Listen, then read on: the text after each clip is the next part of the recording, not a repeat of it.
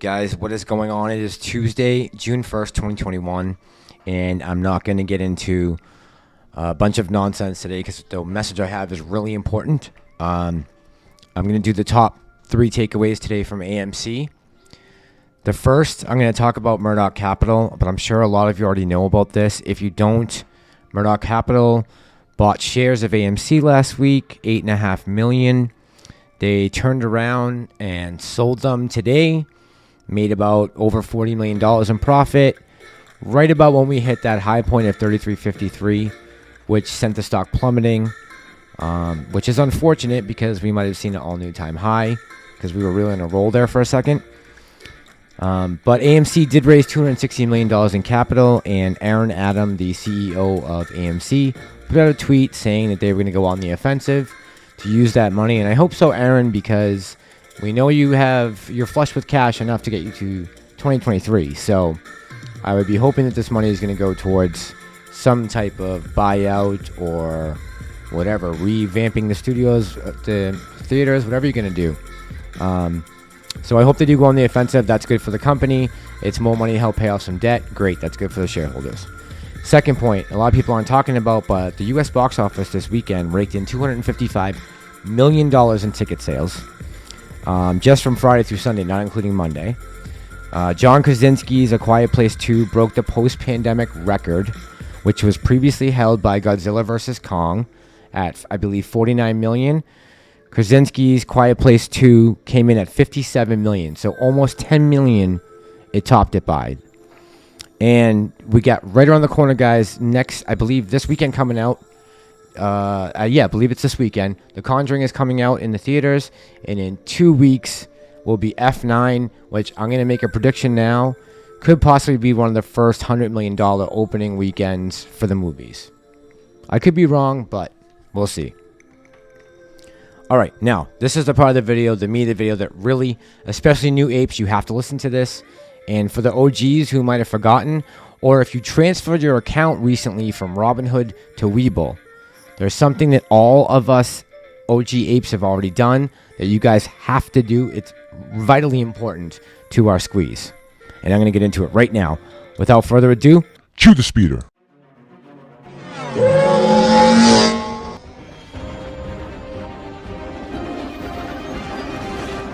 And you just said that on camera. Okay, guys, so the gentleman we're about to watch, his name is James West Christian. I guess he goes by West Christian. He's a 4th-generation Texan. He's handled complex litigation in at least 8 different states and 2 countries. Most of his cases have been in the state or federal courts.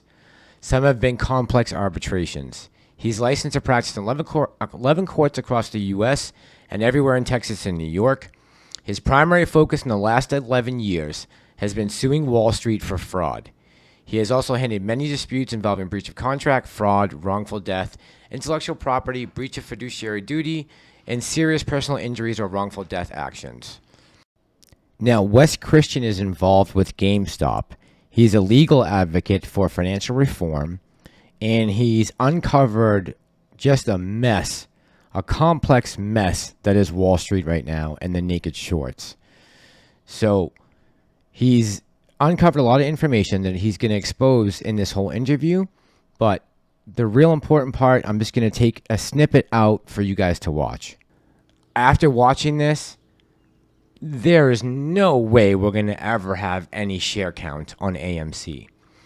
But the reason why I want to do this video tonight, and more importantly for the newer apes, is because he makes a great point about share lending and the share lending that they're doing and how they're breaking the law by doing it.